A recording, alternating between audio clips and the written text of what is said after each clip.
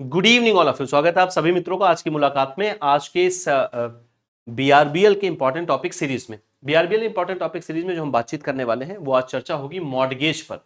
जब आप module B में आते हैं तो मॉड्यूल बी में आपको एक टॉपिक दिखाई देता है मोड ऑफ चार्जेस नाम से। तो उसके दो पार्ट है और उसका दूसरा हिस्सा भी आपको मतलब पहले पार्ट और दूसरे पार्ट में वो बटा हुआ है। तो सबसे पहले हम मॉर्गेज पर चर्चा देखते हैं और मॉर्गेज पर आज मेरी आपसे पूरी बातचीत होगी। नवंबर दिसंबर 2024, मई जून 2025, इन दोनों ही एग्जामिनेशन में जून 2025 इन दोनों ही एग्जामिनेशन में मॉर्गेज से खूब सारे क्वेश्चन बने हैं और लगभग लगभग सारे मॉर्गेज पूछे गए हैं। आज मैं जो मॉर्गेज पर आपसे चर्चा करूंगा वो क्या क्या बातचीत करूंगा। सबसे पहले हम देखेंगे मॉर्गेज होता क्या है, किसको मॉर्गेज कहा जाता है और ये कितने प्रकार का होता है। उसमें से कम दो प्रकार के मॉर्गेज पर हम बातचीत करेंगे। मॉर्गेज को और उनके टाइप्स को डिफाइन किया गया है transfer of property act 1882 1882 section 58 subsection a में मॉर्गेज को डिफाइन किया गया है। मॉर्गेज, मॉर्गेजर, ये सब डिफाइन किया गया और सेक्शन सबसेक्शन बी से लेके सबसेक्शन जी तक टाइप्स ऑफ मॉर्गेज को डिफाइन किया गया है। सबसे पहले हम समझते हैं कि मॉर्गेज कहा किसको जाता है। चलिए इसको इस डायग्राम से समझते हैं। देखिए, एक बोरोवर है जो बैंक से लोन लेना चाहता है या उसने लोन लिया तो वो क्या कहलाया? बोरोवर। किससे लोन लिया? किसी बैंक से ऋण लिया या किसी फाइनेंशियल इंस्टीट्यूशन से ऋण लिया। तो बैंक या फाइनेंशियल इंस्टीट्यूशन जब भी ऋण प्रदान करते हैं तो वो आपको सिक्योर्ड लोन देंगे। बोलचाल की भाषा में आपसे कुछ अपने पास गिरवी रखवाते हैं या कोई संपत्ति आपसे लेते हैं और फिर उसके बदले आपको लोन दिया जाता है। अब अगर बोरोवर इस ऋण के बदले बैंक को एक इमूवेबल प्रॉपर्टी देता है, क्या है? एक इमूवेबल प्रॉपर्टी। देखिए, प्रॉपर्टी दिया नहीं जाता है बल्कि इस पर बैंक के फेवर में एक राइट क्रिएट होता है। तो बोरोवर क्या करता है? ऋण लेने के लिए अपनी प्रॉपर्टी पर एक राइट क्रिएट करता है। कौन क्रिएट करेगा? बोरोवर ये राइट क्रिएट करता है, ये राइट क्रिएट करेगा। राइट कह सकते हैं या इसको बैंक के फेवर में एक इंटरेस्ट कह सकते हैं। किसके फेवर में क्रिएट करेगा? In favour of bank, bank के फेवर में क्रिएट करेगा। इसी राइट या इसी इंटरेस्ट को कहते हैं हम चार्ज। इसी राइट या इसी इंटरेस्ट को क्या हम कहते हैं? चार्ज। फिर से मैं पूरी बात बताता हूं। यानी जब बोरोवर बैंक से ऋण लेने जाएगा तो अपनी प्रॉपर्टी पर, अपने फाइनेंशियल असेट पर बैंक के फेवर में एक राइट या इंटरेस्ट क्रिएट करता है। कौन क्रिएट करेगा? बोरोवर। किसके फेवर में? बैंक के फेवर में। इसी राइट या इंटरेस्ट को या लियन को हम कहते हैं चार्ज। अगर उस प्रॉपर्टी पर चार्ज क्रिएट हो गया तो बैंक के फेवर में अधिकार क्रिएट हो गया कि आपके पास ये अधिकार आ गया है कि यदि मैं अपने लोन को रीपे नहीं कर पाया तो आप इस प्रॉपर्टी को बेच सकते हैं। अगर ये चार्ज क्रिएट ना हो तो बैंक के पास ये अधिकार नहीं होता। यानी चार्ज क्रिएट होने का मतलब है बैंक को एक राइट मिल गया है, बैंक को ये इंटरेस्ट मिल गया, बैंक के पास ये अधिकार आ गया है कि अगर वो लोन रीपे नहीं हो पाया तो बैंक उस प्रॉपर्टी को बेच सकता है। अगर ये चार्ज इमूवेबल प्रॉपर्टी पर क्रिएट हुआ है तो इसे हम मॉर्गेज कहते हैं। अगर ये इमूवेबल प्रॉपर्टी पर क्रिएट हुआ है तो क्या कहलाएगा? मॉर्गेज। और अगर ये चार्ज मूवेबल प्रॉपर्टी पर क्रिएट होगा, मूवेबल प्रॉपर्टी पर क्रिएट होगा तो या तो ये कहलाएगा हाइपोथिकेशन, या तो ये कहलाएगा हाइपोथिकेशन और या तो ये कहलाएगा प्लेज। क्लियर है? अब किस केस में हाइपोथिकेशन कहलाता है, किस केस में प्लेज कहलाता है, वो हम आगे देखेंगे। तो मॉर्गेज क्या है? मॉर्गेज एक प्रकार का चार्ज है जो बोरोवर बैंक के फेवर में क्रिएट करता है अपनी इमूवेबल प्रॉपर्टी पर, जब वो इमूवेबल प्रॉपर्टी को किसी लोन के रीपेमेंट के रूप में के लिए एक सिक्योरिटी के रूप में रखता है। तो जब आप इमूवेबल प्रॉपर्टी को एक सिक्योरिटी के रूप में रखेंगे ताकि आप उस लोन के रीपेमेंट को सिक्योर कर सकें, तो उस इमूवेबल प्रॉपर्टी पर जो चार्ज यानी बैंक के फेवर में जो राइट आपने क्रिएट किया है वो कहलाएगा मॉर्गेज। और अगर ये मूवेबल प्रॉपर्टी होती तो चार्ज या तो हाइपोथिकेशन होता या तो प्लेज होता।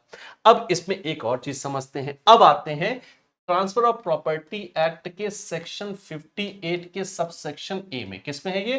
ट्रांसफर ऑफ प्रॉपर्टी एक्ट 1882 का ये अधिनियम है।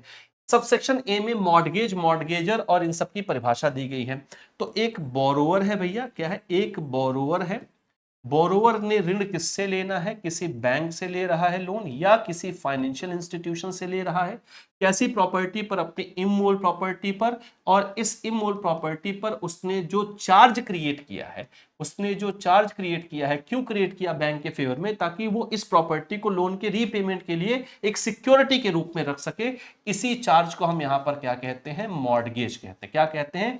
मॉर्गेज कहते हैं। अब प्रॉपर्टी का ओनर कौन है? इस प्रॉपर्टी का जो ओनर है वो तो बोरोवर ही है ना, बोरोवर की प्रॉपर्टी है। तो बोरोवर यानी प्रॉपर्टी का जो ओनर है उसको यहां पर कहते हैं मॉर्टगेजर। हम क्या कहते हैं? मॉर्टगेजर। और जिसके फेवर में चार्ज क्रिएट किया गया है उसे हम कहते हैं मॉर्टगेजी। उसे हम क्या कहते हैं भैया?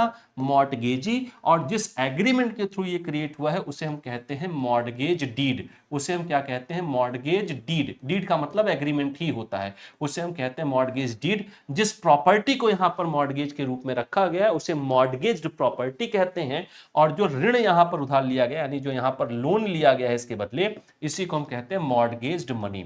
इसी को हम क्या कहते हैं भैया? मॉर्टगेज्ड मनी कहा जाता है। ये पार्टीज आपको याद रखना जरूरी है। मॉर्टगेजर बेसिकली बोरोवर है या जिसने लोन लिया है, मॉर्टगेजी जिसके फेवर में उस प्रॉपर्टी पर वो चार्ज क्रिएट किया गया है। क्लियर है?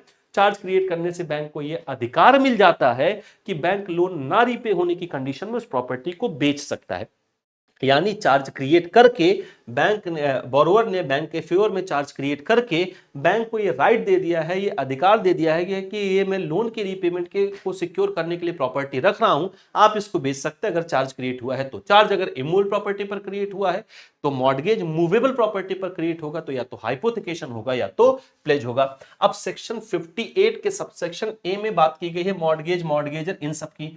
अब इसके बाद जो सबसेक्शन है, सबसेक्शन बी, सी, डी, ई, एफ और जी, यहां पर आपको कुल 6 प्रकार के मॉर्गेज दिखाई देंगे। क्लियर है? तो अभी तक हम लोगों ने समझा चार्ज क्या है। तो चार्ज एक प्रकार का राइट या इंटरेस्ट है या लियन है जो बैंक के फेवर में बोरोवर ने क्रिएट किया।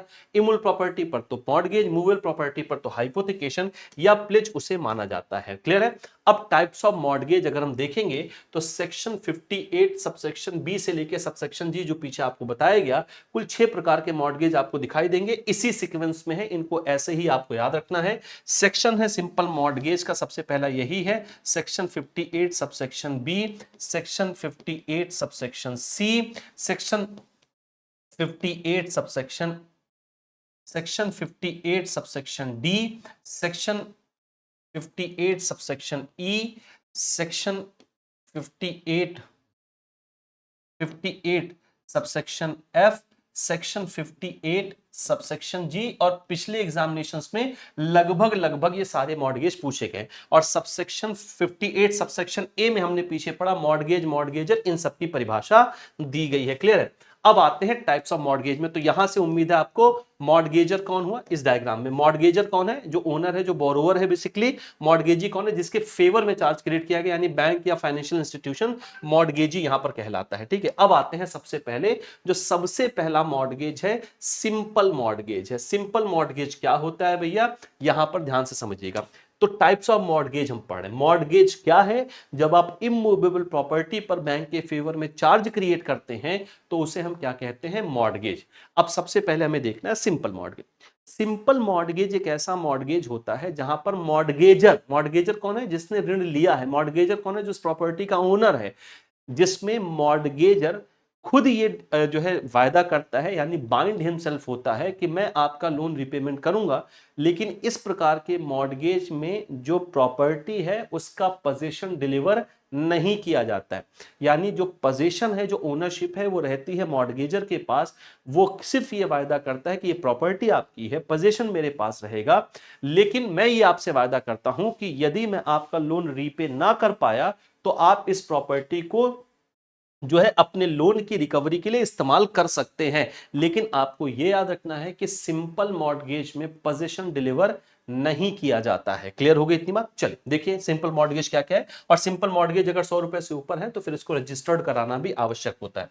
देखिए, it state that where without delivering position, एक एक बात को ध्यान से समझते चलेगा। पोजीशन किसके पास रहेगी? मॉर्गेजर के पास है। पोजीशन डिलीवर नहीं करना होता है। Without delivering possession of the mortgage property. Mortgage property कौन सी होती है? जिस प्रॉपर्टी को आप एज अ सिक्योरिटी रख रहे हैं, यानी जिस प्रॉपर्टी पर चार्ज क्रिएट हो रहा है।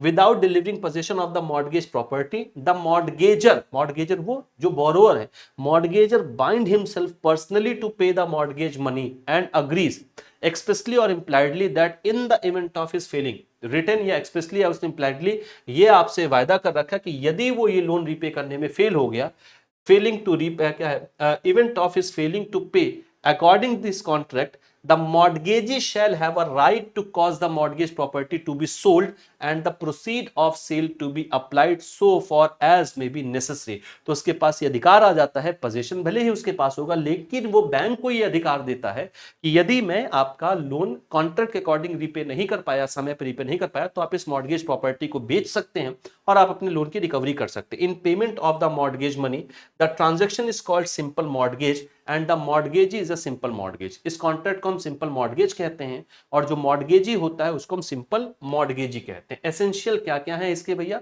क्या क्या एलिमेंट है, तो एलिमेंट को एक एक ध्यान से समझते चलिएगा, क्या फीचर्स हैं इसके। There is a personal undertaking by the mortgagor to repay the loan. जो मॉर्गेजर यानी जो बोरोअर है वो पर्सनल लायबिलिटी लेता है कि हम रीपे करेंगे, लेकिन पोजेशन मॉर्गेजर के ही पास रहता है, मॉर्गेजी के पास पोजेशन नहीं जाता है। Possession and enjoyment remain with the mortgagor. There is a power of sale but be exercise only through court. आप इस प्रॉपर्टी को यानी मॉर्गेजी यानी बैंक इस प्रॉपर्टी को बेच सकता है, लेकिन कोर्ट के इंटरवेंशन से, यानी आपको कोर्ट जाना पड़ेगा। लेकिन ध्यान से 2002 में आ जाता है सरफेसी अधिनियम 2002। सरफेसी एक्ट में ओवरराइडिंग पावर है, यानी सरफेसी एक्ट टीपीए अधिनियम के इन प्रोविजंस को ओवरराइड कर देता है, यानी वो इसे छुपा देता है। यानी अगर इस मामले में हम देखें तो कॉन्ट्राडिक्टरी है। कॉन्ट्राडिक्टरी का मतलब है कि ट्रांसफर ऑफ प्रॉपर्टी एक्ट कहता है कि आपको कोर्ट इंटरवेंशन की जरूरत होगी बेचने के लिए, सरफेसी अधिनियम कहता है कोर्ट की आवश्यकता नहीं होती है, ओवरराइड कर देगा सरफेसी एक्ट। यानी सरफेसी एक्ट के आने के बाद अब आपको कोर्ट जाने की आवश्यकता नहीं, यानी मॉर्गेजी को कोर्ट जाने की आवश्यकता नहीं होती। लेकिन चूंकि हम टीपीए अधिनियम पढ़े तो टीपीए एक्ट में जो बातें लिखी गई हम उसे पढ़ रहे हैं। आपको यह भी ध्यान रखना कि सरफेसी एक्ट ने अब इसको ओवरराइड कर दिया है। It must be affected by the registered instrument, ये रजिस्टर्ड इंस्ट्रूमेंट्स के थ्रू होना चाहिए। और there is no delivery of ownership of और पोजेशन। पीछे इसकी चर्चा की गई कि पोजेशन ओनरशिप और हमेशा ये किसके पास बनी रहती है, मॉर्गेजर के पास ही बनी रहती है। यहां तक की उम्मीद है बात आपको एकदम क्लियर होगी। क्लियर है चर्चा भैया? अब दूसरा मॉर्गेज देखते हैं, तो इसका अगर आपको याद हो पाएगा तो सब सेक्शंस भी याद रखिएगा। चलिए अब बात करते हैं सबसेक्शन बी पर। हम लोगों ने सिंपल मॉर्गेज में बात कर ली। इसके बाद का है article sorry section 15 subsection C, mortgage by conditional sale. पहले कंडीशनल सेल को समझ लेते हैं, फिर हम उसकी पीपीटी में उसको पढ़ लेते हैं। देखिए दूसरे टाइप का मॉर्गेज है जो सेक्शन 58 सबसेक्शन सी में डिफाइन किया गया है, मॉर्गेज बाय कंडीशनल सेल। ये ऐसे प्रकार का मॉर्गेज होता है जिसमें जो मॉर्गेजर है वो अपनी प्रॉपर्टी बैंक को देता है, लेकिन वो एक ऑब्स्टेंसिबल सेल होती है। मतलब क्या है इसको समझिए, एक एक बात करके समझते हैं। पहली बात तो ये है कि जो कंडीशनल सेल होता है ये एक ऐसा मॉर्गेज है जहां पर आपने एक ऐसा मॉर्गेज किया है जहां पर आपने अपनी प्रॉपर्टी को वास्तव में नहीं बेचा है। ये सेल वास्तव में नहीं बल्कि ये ऑब्स्टेंसिबल सेल है, मतलब ये प्रतीकात्मक रूप से सेल किया गया। आपने प्रॉपर्टी बैंक को दी और एक प्रतीकात्मक रूप से सेल कर दिया कि भैया हमने ये प्रॉपर्टी आपको सेल की, ये एक्चुअल सेल नहीं है। अगर मैं लोन आपका समय पर रीपे नहीं कर पाया, जो भी टाइम हम लोगों ने अग्री किया है, अगर मैं रीपे नहीं कर पाया, तो ये जो ऑब्स्टेंसिबल सेल है ये एक्चुअल सेल में यानी एब्सोल्यूट सेल में कन्वर्ट हो जाएगी, यानी प्रॉपर्टी आप रख लेंगे। किंतु अगर मैं समय पर आपका ये पैसा वापस कर देता हूं तो ये जो आपकी सेल हुई थी यानी जो कंडीशनल सेल हुई थी ये वाइड हो जाती है और मॉर्गेजर को प्रॉपर्टी वापस मिल जाती है। कंडीशनल सेल मॉर्गेज तभी माना जाता है जब आपने मॉर्गेज डीड में ये सारी कंडीशंस लिखी हुई हो। क्लियर हो गई? कंडीशनल सेल में मॉर्गेजर की कोई पर्सनल लाइबिलिटी नहीं होती है। मॉर्गेजर ये कहता है कि मैं ये प्रॉपर्टी आपको बेच रहा हूं, लेकिन मैं फिर से बता दूं ये प्रतीकात्मक सेल होती है, ये एब्सोल्यूट सेल या एक्चुअल सेल नहीं होती। यानी कंडीशनल सेल ऐसी मॉर्गेज होती है जिसमें मॉर्गेज प्रॉपर्टी को कंडीशनली सेल किया गया है, एक ऐसी कंडीशन पर जहां पर ये कंडीशन रखी गई है कि यदि मैं आपका समय से रीपेमेंट नहीं कर पाया तो ये जो मैंने आपको कंडीशनल सेल की है, यानी ये जो ऑब्स्टेंसिबल सेल है, यानी जो प्रतीकात्मक सेल है, ये एक्चुअल सेल नहीं हुई है, ये एब्सोल्यूट सेल हो जाएगी, यानी एक्चुअल सेल मानी जाएगी। और अगर मैं आपका पेमेंट कर दूंगा तो ये जो आपका ये अभी हमारे आपके बीच में जो प्रतीकात्मक यानी जो ऑब्स्टेंसिबल सेल हुआ है ये वॉइड हो जाएगा। आपको आप हमारी प्रॉपर्टी यानी मॉर्गेजर को प्रॉपर्टी वापस कर देगा। ऐसे प्रकार के जब इमूवेबल प्रॉपर्टी पर मॉर्गेज क्रिएट होता है तो इसे हम कंडीशनल सेल कहते हैं, यानी प्रॉपर्टी बेची तो जा रही है लेकिन इस कंडीशन पर कि ये प्रतीकात्मक है, बात नंबर एक। दूसरा, अगर मैं रीपेमेंट नहीं कर पाया तो आप फिर इसको एब्सोल्यूट सेल में कन्वर्ट कर देंगे। यदि मैं रीपेमेंट कर देता हूं उस डेट में तो ये प्रॉपर्टी मुझे जो है वापस कर दी जाएगी, रिटर्न कर दी जाएगी, और ये जो कंडीशनल सेल था ये वॉइड माना जाएगा, मतलब ये निल हो जाएगा। क्लियर है? इसको हम कहते हैं कंडीशनल सेल। देखिएगा, it state that where the mortgager ostensibly sells the mortgage property on condition that on default of payment of the mortgage money on a certain date the sale shall become absolute। Clearly कहा जा रहा है, ये कहता है कि जहां पर मॉर्गेजर ऑब्स्टेंसिबली यानी प्रतीकात्मक रूप से सेल करता है अपनी मॉर्गेज प्रॉपर्टी को, क्लियर, इस कंडीशन पर कि अगर वो डिफॉल्ट कर गया of payment of the mortgage money, जो पैसा उसने उधार लिया है अगर वो पेमेंट करने में डिफॉल्ट कर गया एक सर्टेन डेट पर, तो ये जो ऑब्स्टेंसिबल सेल थी, जो प्रतीकात्मक सेल थी, the sale shall become absolute, और वो सेल क्या हो जाएगी? एब्सोल्यूट, यानी ये सेल एक्चुअल सेल मानी जाएगी।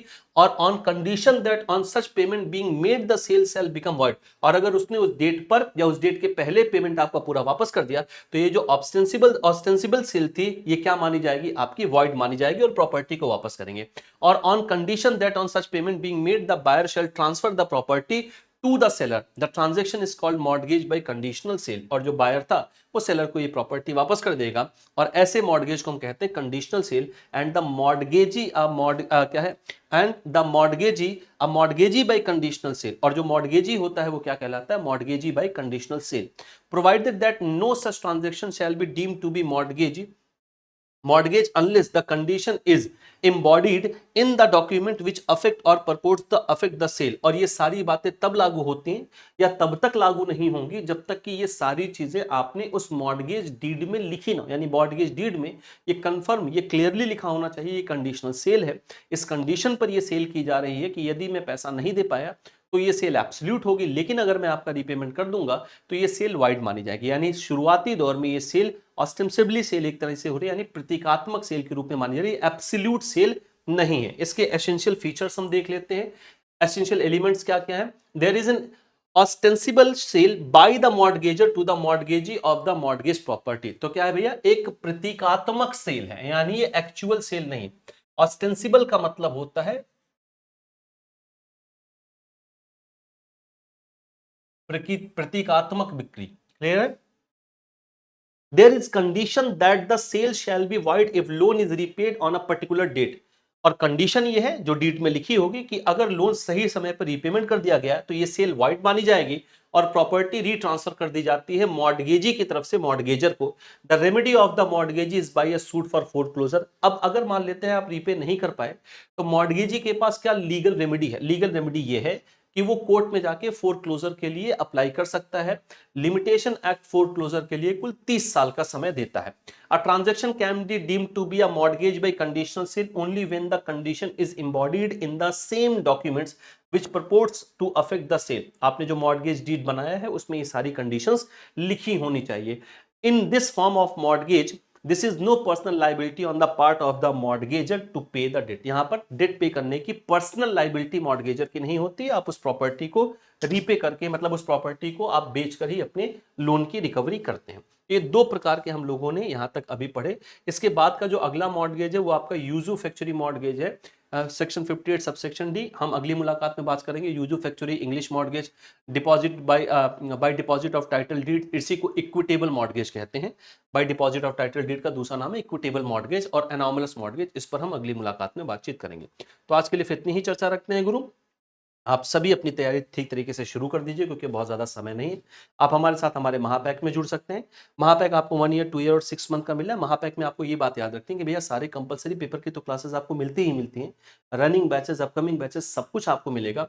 इसके साथ साथ आपको इलेक्टिव पेपर भी इसमें मिलता है। इलेक्टिव पेपर अगर आपने महापैक लिया है तो आपको अलग से परचेज करने की आवश्यकता नहीं होती है। क्लियर है? फाउंडेशन 2.0 सीआईबी का नया बैच लॉन्च कर दिया गया है। अगर आप महापैक लेते हैं तो फाउंडेशन 2.0 आपको उसी कॉस्ट में उपलब्ध होगा। अगर आपका सिंगल पेपर रुका है तो कंपलसरी सिंगल पेपर के रूप में ये चारों यहाँ पर उपलब्ध हैं।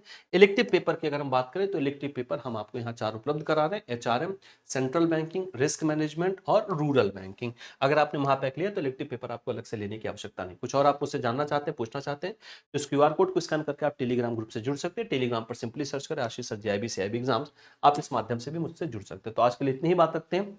नेक्स्ट मुलाकात में हम बातचीत करेंगे टाइप्स ऑफ मॉर्गेज के, बाकी जो आपके और मॉर्गेज है उन पर हमारी बातचीत होगी। यूजू फ्लेक्सिबल मॉर्गेज अभी छूटा हुआ है, इंग्लिश मॉर्गेज अभी छूटा है, इक्विटेबल मॉर्गेज अभी नहीं बातचीत हुई और एनोमिलस मॉर्गेज पर हमारी अभी बातचीत नहीं हुई। इन पर बातचीत करेंगे। बहुत बहुत धन्यवाद।